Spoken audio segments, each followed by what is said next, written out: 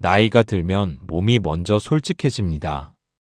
아침에 일어나면 이곳저곳 삐걱거리고 거울 앞에 서면 낯선 얼굴이 나를 바라봅니다. 머리칼은 휘어지고 주름은 깊어지고 무릎은 계단마다 소리를 냅니다. 그리고 어느 날 문득 가슴 한쪽에서 이런 목소리가 들려옵니다. 나라는 사람, 이렇게 잊혀지는 것은 아닐까?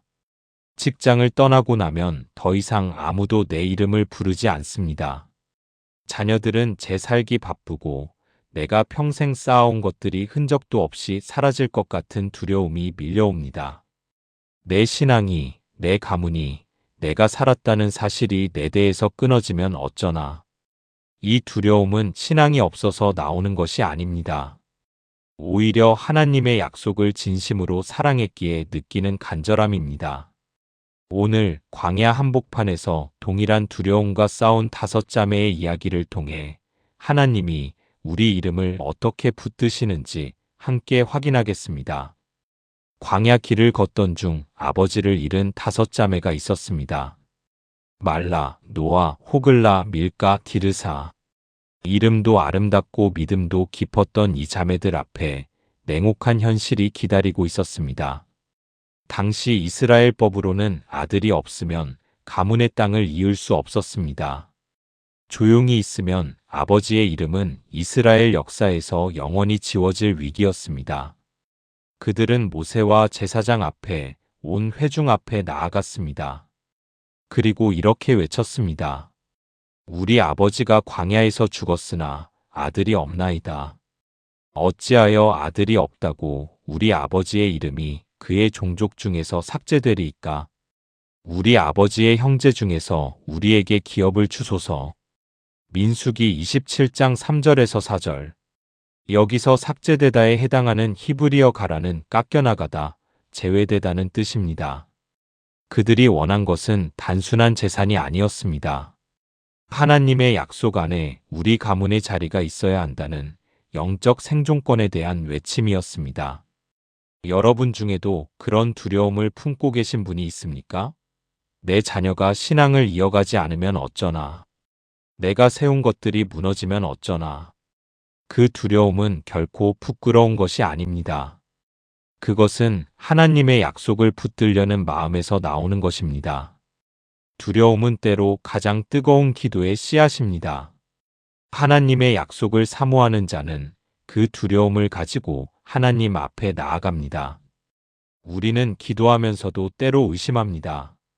내 기도가 너무 사소한 것은 아닐까? 이렇게 보잘것없는 내 사정을 큰일을 하시는 하나님께서 귀담아 들으실까? 특히 사회에서 목소리가 작아진 부모 세대에게 나의 권리를 주장하는 것은 사치처럼 느껴지기도 합니다. 모세는 자기 생각대로 결정하지 않고 하나님께 여쭈었습니다. 그때 하나님의 대답은 충격적일 만큼 명쾌했습니다. 여호와께서 모세에게 말씀하여 이르시되 슬로브앗 딸들의 말이 옳으니 너는 반드시 그들의 아버지의 형제 중에서 그들에게 기업을 주어 상속하게 하되 그들의 아버지의 기업을 그들에게 돌릴지니라. 민수기 27장 5절에서 7절. 하나님은 그들의 말이 옳다고 하셨습니다. 옳다에 해당하는 히브리어 켄은 똑바르다, 확실하다, 정직하다는 뜻입니다.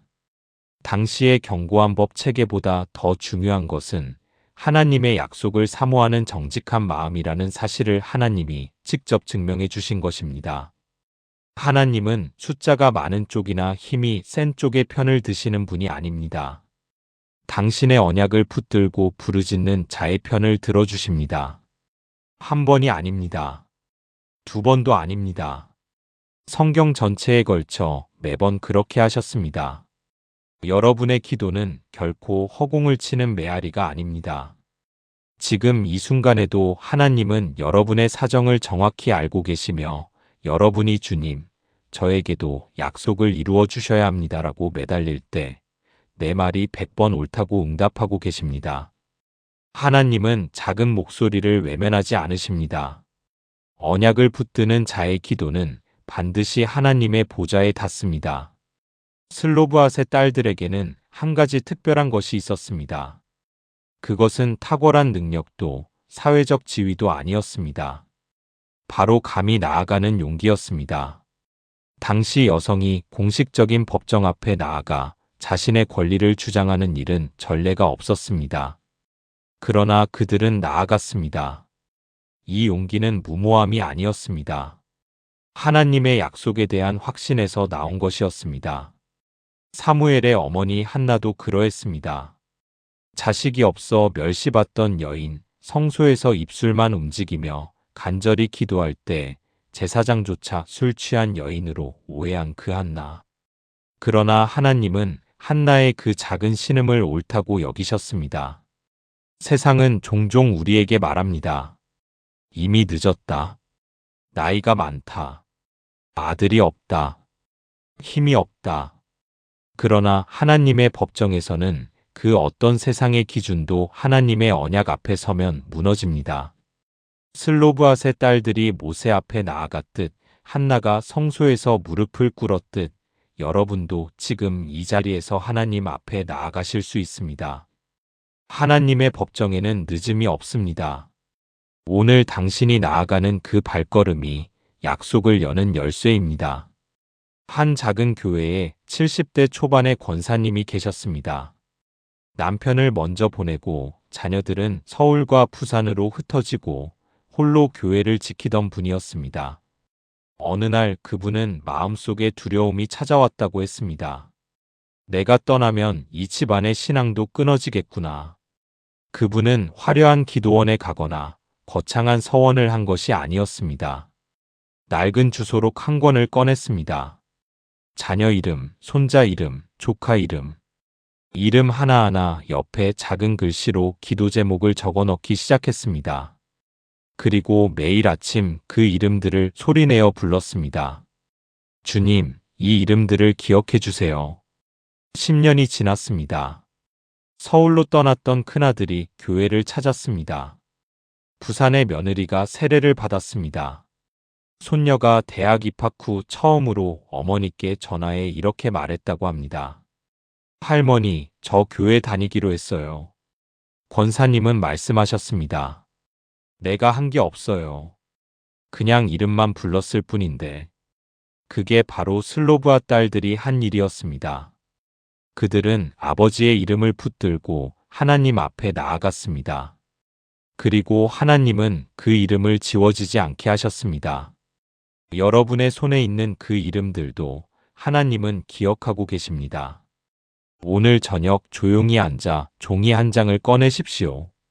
가장 걱정되는 자녀, 손자, 혹은 지금 믿음이 흔들리는 사람의 이름을 적으십시오. 그리고 그 이름 옆에 민수기 27장 7절의 말씀을 이렇게 바꾸어 적으십시오. 하나님, 이름의 말이 옳다고 하시고 이름에게 기업을 주소서. 이 작은 행동이 단순한 종이 위의 글자가 아닙니다. 그것은 하나님 앞에 나아가 이 이름을 지우지 마소서라고 외치는 영적 생존권의 선언입니다. 슬로브앗의 딸들이 했던 바로 그 일을 오늘 여러분도 하실 수 있습니다. 사랑하는 여러분, 오늘 우리는 세 가지 진리를 함께 확인했습니다. 두려움은 부끄러운 것이 아니라 가장 뜨거운 기도의 씨앗임을, 하나님은 작은 목소리를 외면하지 않으시고 내 말이 옳다고 응답하심을, 그리고 하나님의 법정에는 이미 늦었다는 판결이 없음을. 지금 고개를 드십시오. 여러분의 이름은 하나님의 손에 새겨져 있습니다. 세상이 여러분을 잊어도, 세월이 여러분의 흔적을 지워가도 하나님의 기억 속에서 여러분의 이름은 단 한 글자도 지워지지 않습니다. 여러분은 잊혀지는 존재가 아닙니다. 오늘 이 자리에서 이렇게 고백하십시오. 주님, 저도 나아갑니다. 제 이름을, 우리 가문의 이름을 주님의 약속 안에 붙들어 주소서. 하나님은 오늘도 여러분을 향해 말씀하고 계십니다. 슬로브앗 딸들의 말이 옳으니 그들에게 기업을 주어 상속하게 하되. 민수기 27장 7절. 아멘.